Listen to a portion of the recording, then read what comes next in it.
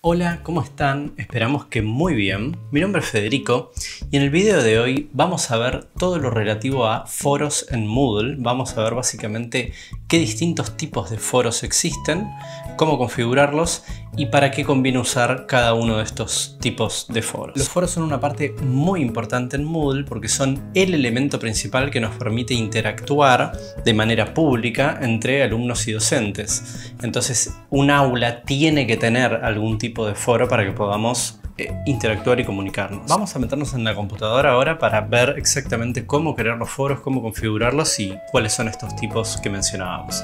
Entonces, para insertar un nuevo foro, lo que uno debería hacer es tocar el botón de activar edición, venir a algún tema en el que queramos insertar un foro, tocar el botón de añadir una actividad o un recurso.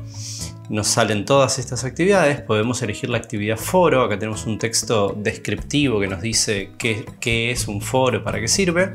Tocamos el botón de agregar y ahora tenemos un formulario en el que tenemos que definir un montón de parámetros. Por ejemplo, el nombre del foro podría ser unidad 1, ¿sí? Podría ser un foro destinado a la unidad 1. Acá tenemos que completar una descripción y los tipos de foros, que es el tema que queremos explicar en este video, están dados por este parámetro que está acá. Tenemos todos estos tipos de foros, ¿sí? Cada persona crea un tema, es un tipo de foro, debate sencillo, foro estándar que aparece en un formato de blog, foro de PIR que sería de preguntas y respuestas y foro para uso general. Entonces uno elige, por ejemplo, foro para uso general, define los demás parámetros de la configuración del foro que se pueden definir, pone guardar cambios y regresar al curso y ya puede ver en el curso que tiene el foro creado para, bueno, en este caso lo llamamos unidad 1. Si lo queremos ver como lo vería un alumno, podemos desactivar la edición. Se nos simplifica un poquito la interfaz y bueno, ahí aparece el foro de la unidad 1, podemos entrar y ver que hay un botón para añadir un nuevo tema de discusión. Entonces, así como acabamos de mostrar, que es muy sencillo, es que se crea un foro de alguno de estos tipos. Lo que ahora queremos ver es qué diferencias tienen estos foros de distintos tipos. Entonces ya tenemos acá algunos ya creados para no tener que hacerlos ahora mismo mientras grabamos el video. El primero es un foro para uso general. Vamos a ver qué estructura tiene el foro para uso general.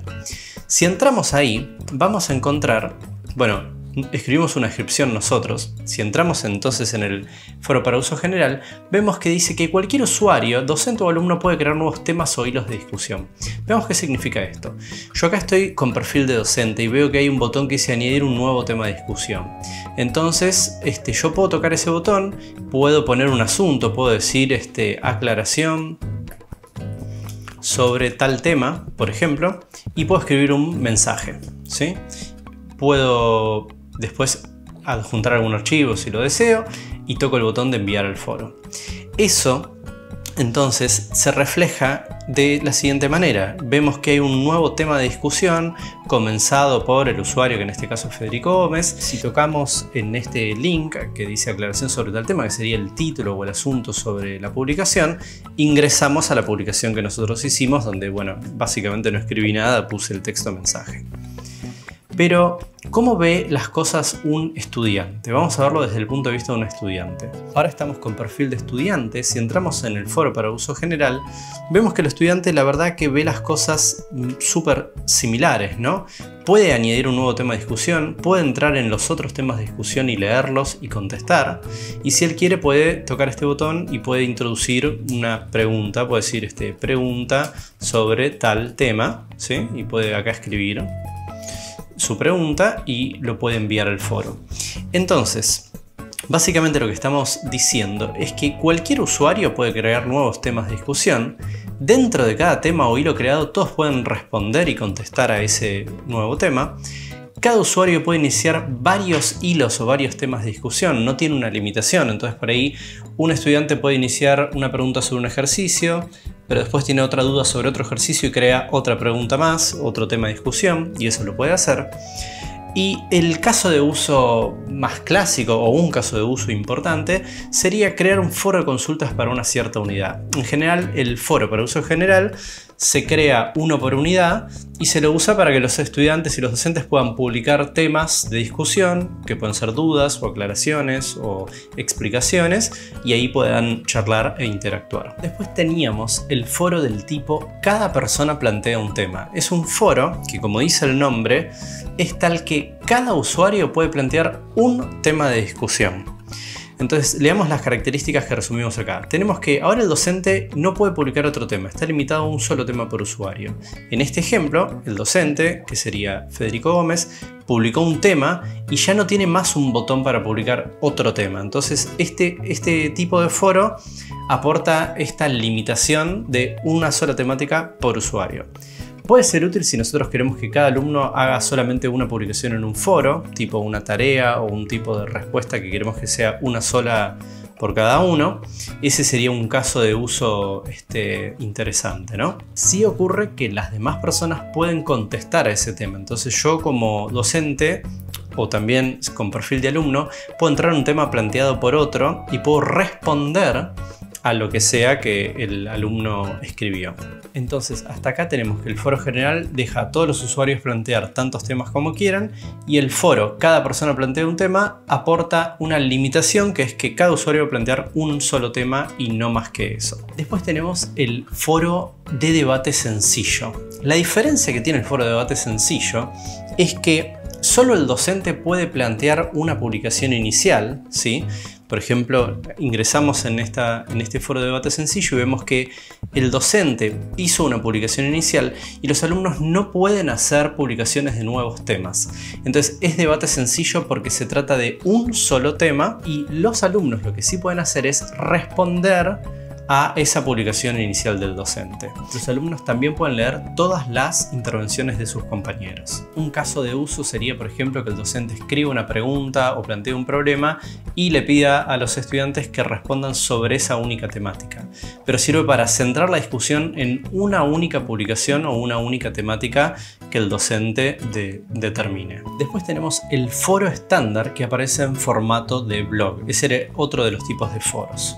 Si ingresamos en el foro estándar, que aparece en formato de blog, vemos que el formato es el siguiente. Tenemos, por ejemplo, una publicación inicial en la que el docente puede escribir un mensaje, adjuntar archivos, como siempre, y las respuestas se ven si tocamos el botón hacer un comentario en este tema. Si tocamos ese botón, vemos la publicación inicial del docente y todos los comentarios o respuestas que surgen de los estudiantes. Pero también un estudiante puede publicar un tema, se va a ver su mensaje inicial directamente publicado, es como un posteo, y si tocamos otra vez en el botón hacer un comentario en este tema, es que nos vamos a meter en esa publicación y vamos a ver todas las respuestas. Entonces, esencialmente se trata de un foro general, estándar, pero que tiene un formato que le llaman de blog, ¿sí? Donde hay una publicación inicial y después yo puedo ver los comentarios a esa publicación inicial. Después tenemos el foro de preguntas y respuestas, que es un foro bastante especial.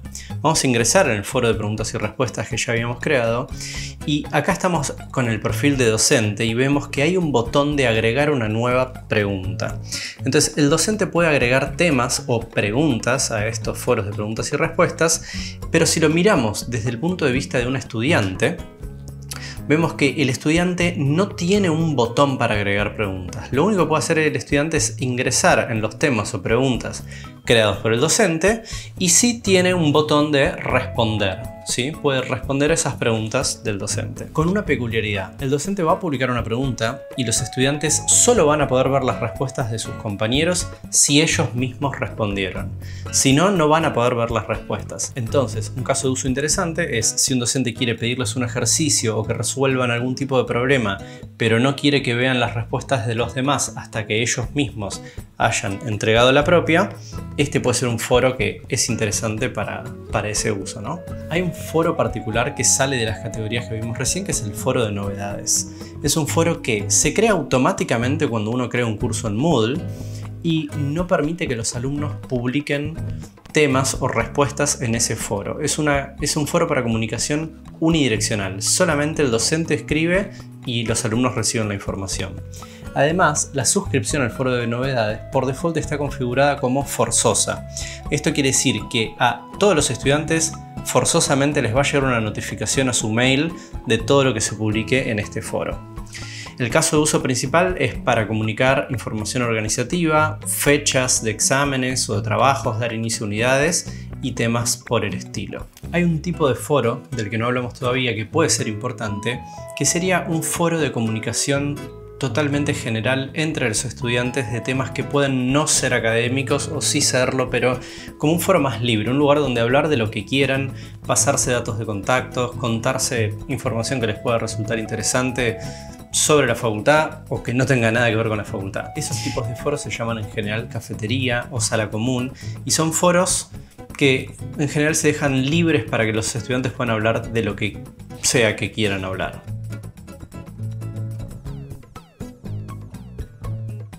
Cuando estamos en los ajustes de un foro, hay un sector que se llama suscripción y seguimiento, donde podemos elegir el tipo de suscripción con el que está configurado el foro. La suscripción opcional le da la posibilidad a cada usuario del curso de elegir si quiere que le llegue una notificación a su email de cada publicación en el foro o no lo quiere. La suscripción forzosa lo que hace es forzar a todos los usuarios a recibir una notificación, no pueden elegir no hacerlo. La suscripción automática por default los suscribe, pero les da la opción de desuscribirse si no quieren estar suscriptos, si no quieren recibir una notificación. Y la suscripción deshabilitada lo que hace es que ningún usuario tiene suscripción, entonces para enterarse de las nuevas publicaciones en el foro no les van a llegar notificaciones al mail y van a tener que ingresar al aula y abrir el foro para enterarse de la nueva actividad. Bueno, esto fue todo el tutorial sobre tipos de foros en Moodle. Esperamos que les haya sido muy útil. Si hay alguna duda o alguna cosa que quieran preguntar o comentar, lo pueden dejar en los comentarios y nos vemos en el próximo video.